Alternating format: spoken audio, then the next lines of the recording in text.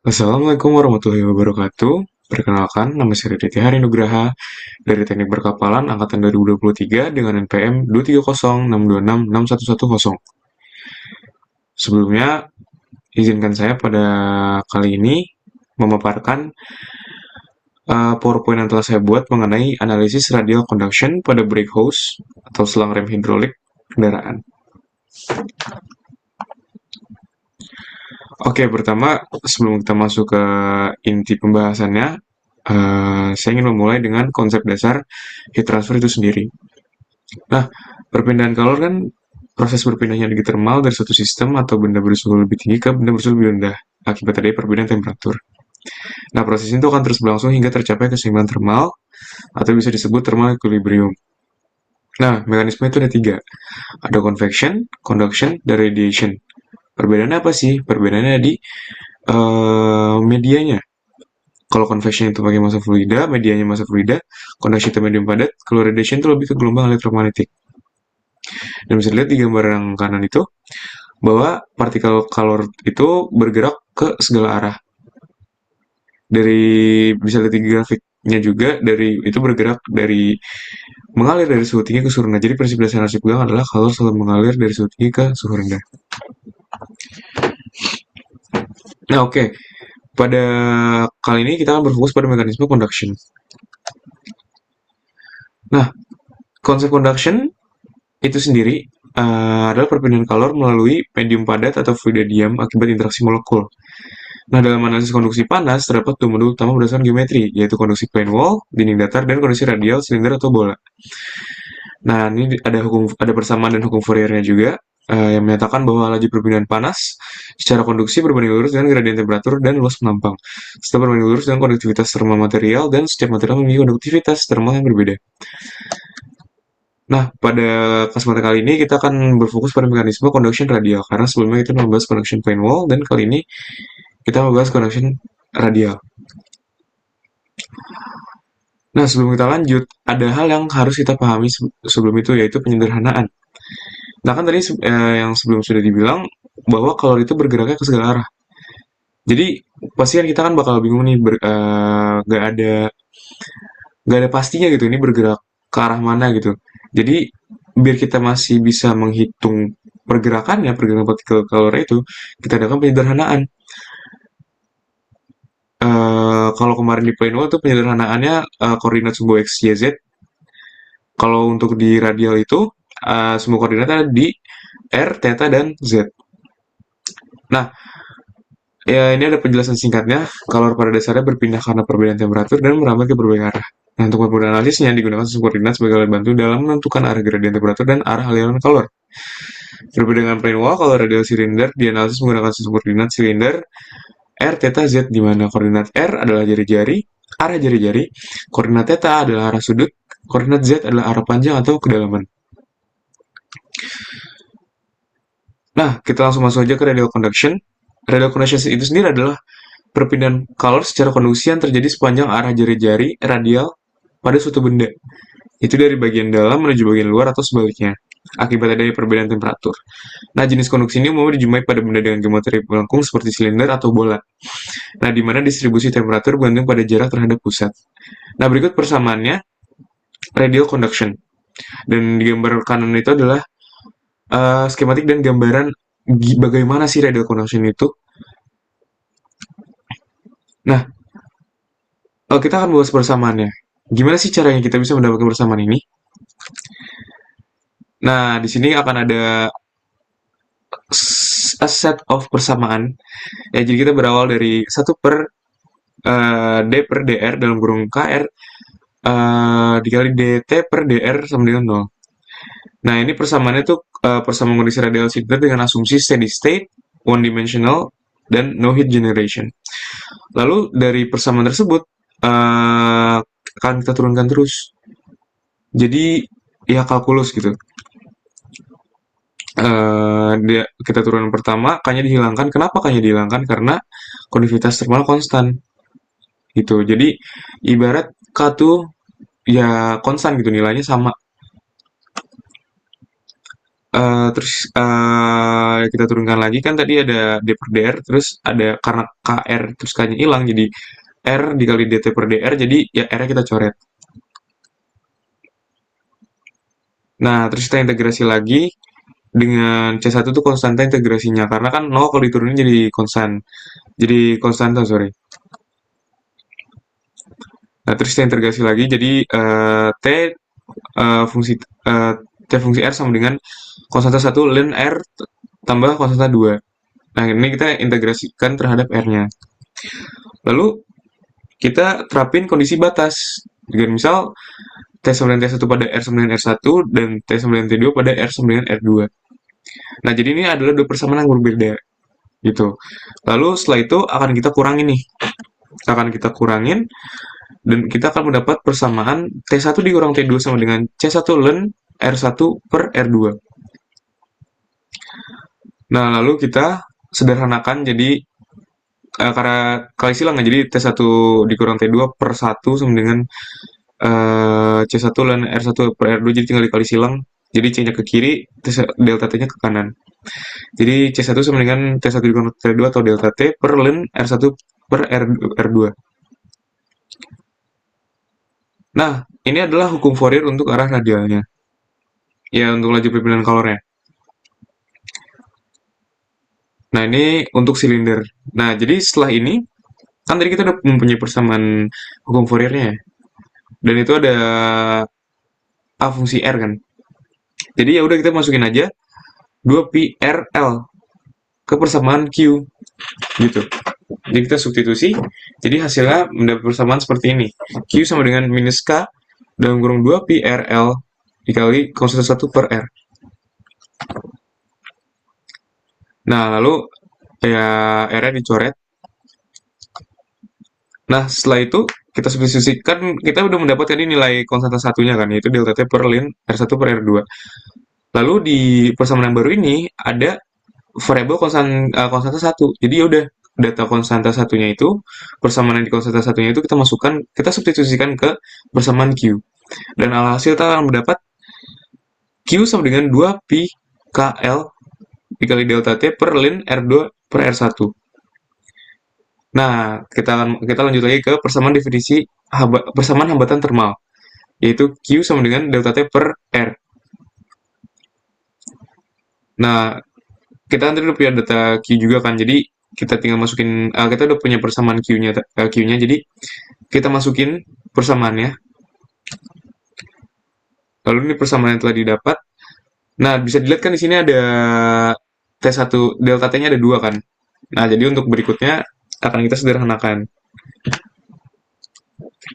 Jadi hasilnya seperti ini. Ini adalah persamaan hambatan thermal silinder, yaitu R ln R2 per R1 dibagi 2pi LK. Ini adalah persamaan hambatan thermal silinder. Oke, jadi kurang lebih itu persamaannya. Lalu kita akan masuk ke aplikasinya. Nah, aplikasi yang pada kali ini saya ambil adalah brake hose. Nah, brake hose atau selam rem hidrolik adalah komponen berbentuk silinder panjang yang berfungsi menyalurkan fluida rem bertegangan tinggi dari masuk silinder ke kaliper rem pada kendaraan. Nah, jadi kan saat pengereman terjadi, panas dari cakram dan fluida remnya itu dapat berpindah melalui dinding selangnya kan. Nah, oleh karena itu, analisis perpindahan panas yang tepat diperlukan untuk memastikan keselamatan dan keandalan sistem. Gitu. Biar remnya nggak licin, biar remnya nggak putus. Karena kan panas kan berpengaruh juga ya. Nah, ini adalah pemilihan materialnya. Nah, pemilihan material pada brake hose nggak hanya didasarkan pada kekuatan mekanik. Kekuatan mekanik itu apa? Yaitu stainless steel. Dan ya kekuatan material lah, apakah kuat untuk menahan rem dengan bobot yang besar kah? Nah, tetapi juga ada perilaku thermal untuk memastikan panas dari fluida rem dan lingkungan tidak menyebabkan kegagalan fungsi. Seperti ya remnya putus, gitu. Karena itu kan bakal bahaya, jadi ya remnya blong. Nah, oleh karena itu, saya menggunakan tiga lapisan material dengan sifat thermal berbeda agar tercapai keseimbangan antara keselamatan, performa, dan keandalan. Nah, tiga material itu apa sih yang saya ambil? Yang pertama ada polimer, itu untuk lapisan paling dalamnya. Lalu kedua itu stainless steel, itu lapisan tengahnya, dan lapisan terakhir yaitu rubber yang bersentuhan dengan tangan kita. Yang ya kalau misalnya kita benerin gitu. Nah, bisa lihat di kanan juga, ini adalah bedah dari brick house itu sendiri gitu.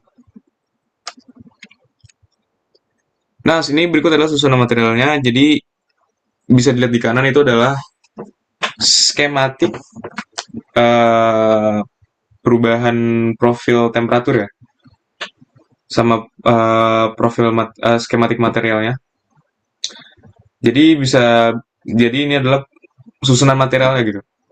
Ada data lapisan, ada data material, alasan kenapa saya memilih material tersebut, ada data konduktivitas termalnya, dan ada sifat termal materialnya. Nah, untuk lapisan A, yaitu polimer. Kenapa sih saya memilih polimer? Karena polimer itu tuh tahan fluida rem, itu satu. Dan kedua itu menekan perpindahan panas dari fluida.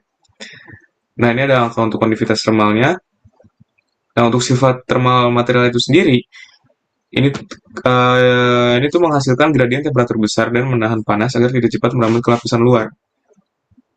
Gitu. Jadi, ya ini yang akan meng isolate ya, yang akan merangkap kalornya itu di dalam gitu, dan biar nggak ngerambat ke lapisan luar, biar nggak, ya, karena kan di luar nanti kan Breakhouse kan bakal kena matahari juga, bakal kena faktor lingkungan juga. Jadi untuk meminimalisir kecelakaan itu ya, remnya putus, remnya blong, ya saya memilih material polimer biar panas itu nggak cepat merambat keluarnya gitu. Biar ya mencegah rem putus lah. Lalu untuk lapisan B, materialnya itu stainless steel. Nah, kenapa sih saya memilih stainless steel? Karena ya selain dia tidak karat ya, yaitu untuk menahan tekanan hidrolik tinggi serta mencegah deformasi pada selang. Karena kan stainless steel itu kan kokoh dan ya tidak karat gitu. Jadi kalau misalnya kena faktor lingkungan seperti hujan dan di karet lapisan luar itu ada robek kah dan kemasukan air, itu nggak akan karat gitu. Terus eh untuk menjaga form form dari brioche sendiri. Jadi biar nggak gampang patah, biar nggak gampang deform gitu. Nah, ini ada untuk angka konduktivitas termalnya. Nah, lalu untuk sifat termal material, sebenarnya untuk stainless steel ini sendiri tuh nggak eh hambatan termalnya tuh kecil banget, karena ya ini bukan insulator gitu. Ini justru malah konduktor. Jadi hambatannya tuh nggak besar gitu. Jadi temperatur temperatur dari panas itu nggak nurun drastis. Jadi kenapa saya memilih ini ya, karena fungsi mekaniknya gitu. Karena ini dibutuhkan di brick house.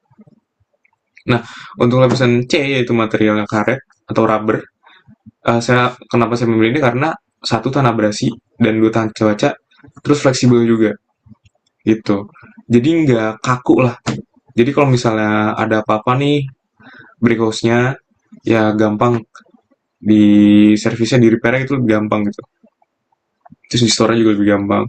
Dan ada kuantitas termalnya. Nah, untuk sifatnya itu sendiri, hambatan termal itu terbesar dan dalam mengurangi heat flux ke lingkungannya. Terus menjaga kestabilan suhu fluida rem itu sendiri. Nah, oke, sebelum kita lanjut, di kanan kita bisa lihat skematiknya dan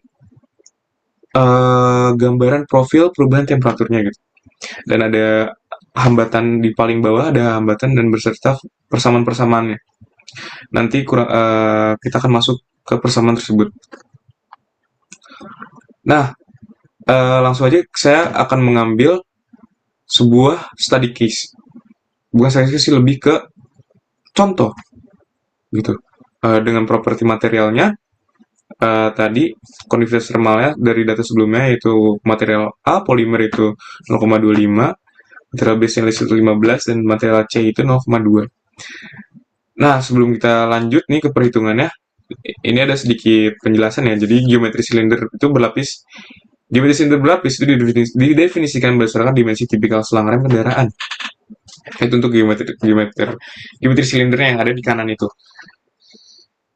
Terus perpindahan kalor terjadi dari fluida yang panas menuju udara ketika melalui konduksi dan konveksi. Nah, konveksinya tuh Di mana sih ya konveksinya tuh di lingkungannya, di lingkungan sekitarnya. Tapi pada kali ini kita akan lebih memfokuskan kepada konduksinya.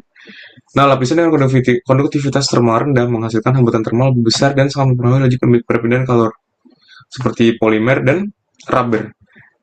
Nah, kan konduktivitas termal stainless steel itu paling gede kan, itu 15. Ya karena stainless steel itu bukan insulator gitu, justru malah konduktor. Justru malah menghantarkan panas dengan baik gitu. Jadi di situ baik lagi untuk fungsi mekanisnya itu, untuk sturdiness-nya. Oke, kita akan masuk ke persamaannya. Nah, kita kan tadi udah dapat persamaan dari hambatan kan, yaitu ln R2 per R1 dibagi 2pi LK. Jadi ini kan R2 per R1 ya. Nah, R2 sama R1 itu sama dengan juga R0 dan RI.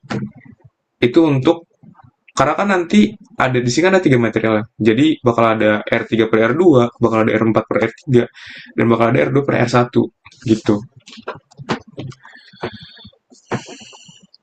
Nah, ini persamaan hambatan ya.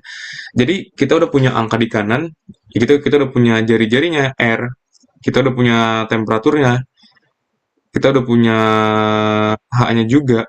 Jadi kita tinggal masukin angka aja gitu ke persamaan. Jadi ini untuk material A, hambatan termal polimer. Kita udah punya angka untuk R-nya ini, untuk jari-jari, kita convert ke meter. Jadi 5 mm jadi 0,005 meter. Gitu. Nah, dibagi R1, kan R2 per R1. Jadi 0,05 per 0,004. Jadi milimeter jadi meter. Di convert. Gitu. Ya, jadi ini hambatan termal polimer ada di angka 0,284 K per W. Ini untuk hambatan termal stainless steel, langkahnya sama. Dan ini untuk hambatan thermal rubber. Rubber. Ya, langkahnya sama karena masukin angka kepersamaan aja gitu, data yang udah diketahui. Nah, lalu kita akan masuk ke hambatan konveksinya. Nah, ini kan sebenarnya ini konveksi nggak terlalu dihiraukan banget ya, karena kan kita lagi ngebahas konduksi radial, tapi kan konveksi itu berpengaruh kepada konduksi radialnya sendiri, terutama kan bentuknya spherical, dan yang saya ambil contohnya adalah brick house yang kebetulan berhubungan langsung dengan lingkungan gitu. Dan terutama kan contoh lain seperti piping, seperti pipa, seperti ya, knalpot gitu. Itu kan juga terkena konveksi ya. Nah, jadi untuk rumus konveksinya itu adalah 1/H eh, lapisan paling dalam dan lapisan paling luar. Gitu. Jadi H1 2pi R1 dikali L, dan itu untuk masuknya kan. Jadi dari tengahnya itu masuk ke material A terlebih dahulu. Gitu. Lalu untuk outnya 1/H4 2pi R4 L. Dan ini untuk angka hambatan konveksinya. Gitu. Nah, jadi total hambatannya itu semua yang tadi nih dari ini konveksi, total hambatan konduksi dan total hambatan konveksi ada di total 1,05 K per W. Gitu. Nah, hambatan terbesarnya jelas banget berasal dari polimer dan karet karena mereka insulatornya, sedangkan stainless steel itu justru konduktor. Udah bisa lihat juga dari tadi di K ya, konduksivitas termalnya. Karena stainless kan 15 tadi. Sedangkan polimer itu 0,25 dan karet itu 0,2 ya. Gitu. Jadi itu total hambatannya, dan kita kan tadi juga udah dapat nih persamaan hukum Fourier. Ini kan hukum Fourier. Q sama dengan delta T per R. Ini untuk mencari laju perpindahan kalor kan. Nah, kita gunakan persamaan itu untuk menentukan laju perpindahan kalor. Jadi, kita udah punya data T infinite 1 dan T infinite 4. per R. Jadi kita udah punya angka delta T per R. Tinggal kita masukin angka aja. Gitu. Jadi hasilnya 86W. Nah, untuk R total di sini itu saya juga memasuki konveksi, nilai hambatan total konveksi. Kalau misalnya nggak dimasukin, kurang lebih hambatan totalnya itu ada di angka 0,7. 0,7, 0,6. 0,7, 0,8. 0,7, 0,6.